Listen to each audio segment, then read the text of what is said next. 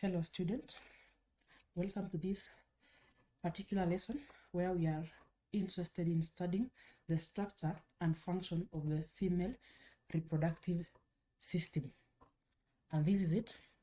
It has the fallopian tube, the ovary, which are two in number, the uterus, and the uterus is made up of two walls or layers.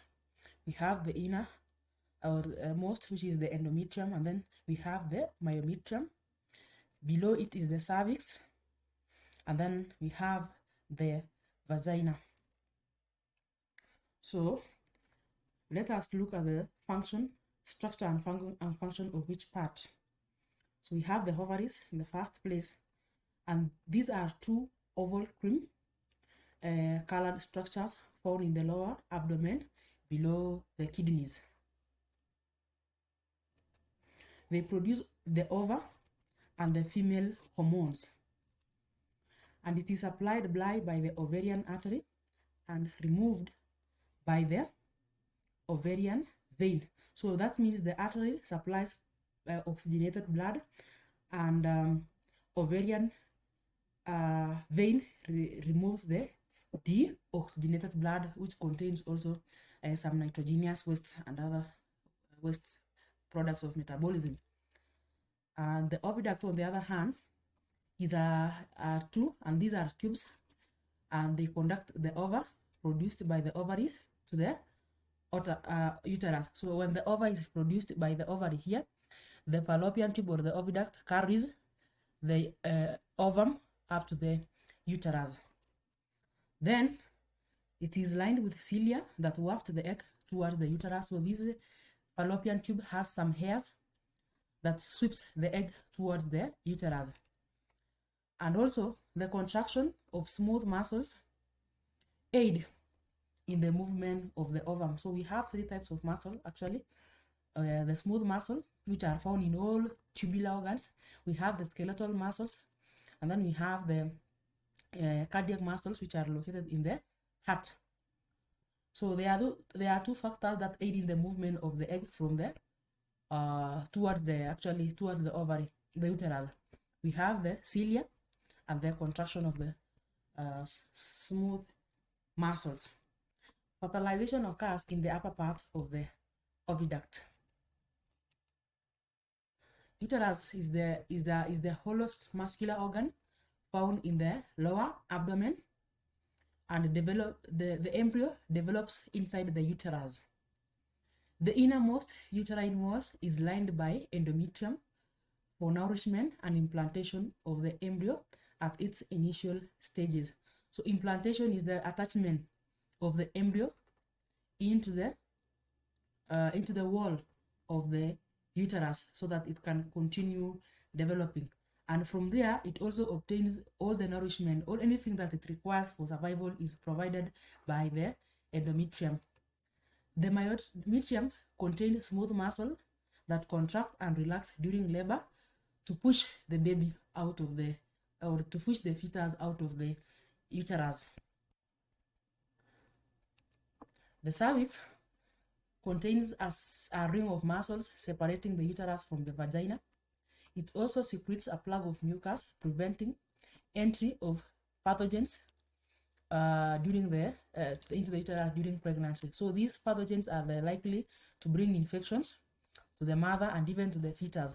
So this mucus will prevent or will trap these microorganisms.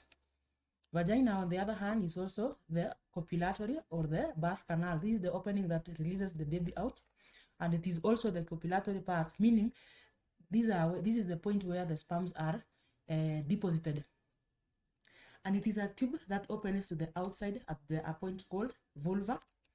And within the walls of the vulva are vestibular glands, whose function is to release mucus when the female is sexually aroused, and it lubricates the vagina during sexual intercourse. Then, having looked at that, we want to look at the structure and function of the human sperm as well as that of the ovum. But first, we want to begin with the human sperm. So this is the sperm. It has a head.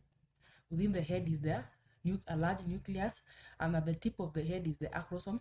Then at the middle here we have the or at the neck we have, or the middle or the neck here we have the centrioles, mitochondria, the flagellum, and the tail.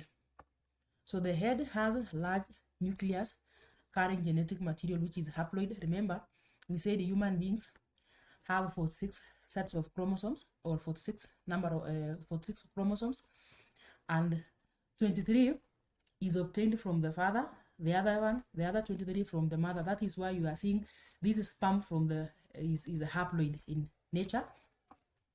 So the acrosome here secretes lytic enzyme whose role is to digest the membrane of the egg for the sperm to enter the egg for purpose of fertilization. There are several number of mitochondria whose role is to produce energy required for the propulsion or the swimming of the sperm towards the nucleus of the ovum. The sperm also has tail whose role is to propel the sperm forward towards the egg.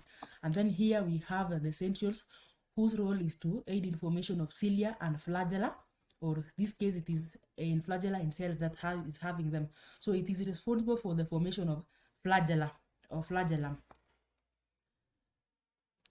Centriole also plays a role in cell division. Then after that we want to look at the formation of the ova. So now we know the human sperm.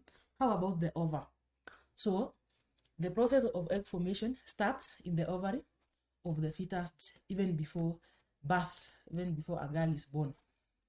So there are about 70,000 potential cells in the ovary of a baby girl, and they are enclosed by a layer of primary follicles that provide nourishment. 500 out of these 70,000 may eventually develop into ova after puberty through the process of meiosis. So this is the ova. It has the follicle cells, the corona radiator. We have the nucleus suspended together with the nucleolus, and then we have the cytoplasm. We have the plasma membrane, zona pellucidum, all those parts of ovum. At puberty, the primary follicles start to undergo growth and they become mature Graafian follicle, which burst open during ovulation to release a mature ovum. So we have the primary follicle develops into a Graafian follicle. The Graafian follicle is the one that is responsible for the release of the egg during ovulation. And again, the nucleus of the ovum is haploid just as the sperm, so that when the two come together, they give a diploid. When the two fuse, they give a diploid zygote. So this nucleus is within this haploid nucleus is just within the cytoplasm, as you can see. And then, so we now know the structure of the egg and that of the sperm. What follows next is fertilization. So fertilization is led by copulation, in which an erect penis is inserted into the vagina.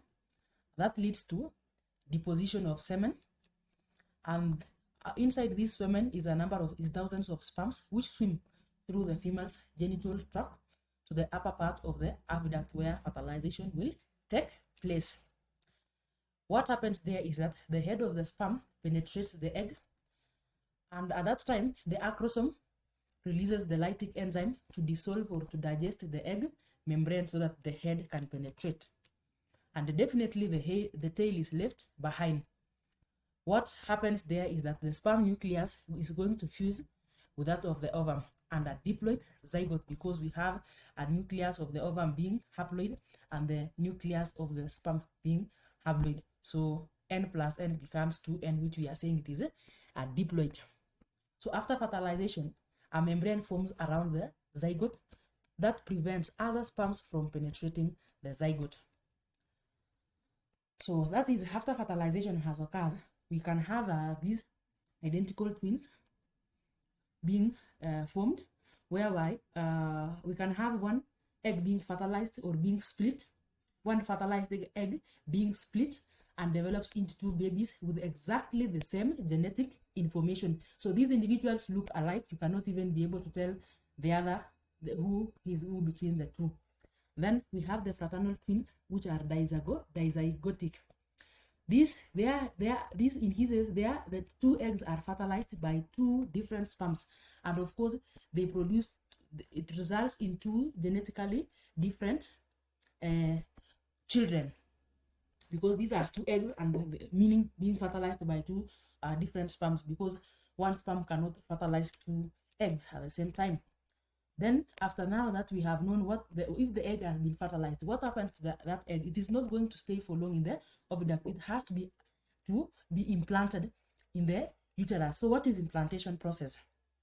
So after fertilization, the zygote begins to divide mitotically as it moves towards the uterus. Here, it becomes embedded or attached into the wall of the uterus through the process of implantation. The other meaning of embed is to attach or to burrow, or just to position itself in the uterus, in the wall of the uterus. By this time, the zygote is a hollow ball of cells called the blastocyst. So in the uterus, the blastocyst develops villi which project into the uterine wall, or the endometrium for nourishment, as we had said initially. Later on, because it has developed the villi and we have the endometrium, this forms the placenta that is going to enclose the zygote and up to its development, complete development. So upon implantation, the blastocyst develops into an embryo. So upon that zygote being after the zygote has implanted itself, it becomes a blastocyst. So immediately after that implantation, then we do not call it a blastocyst, we are calling it an embryo.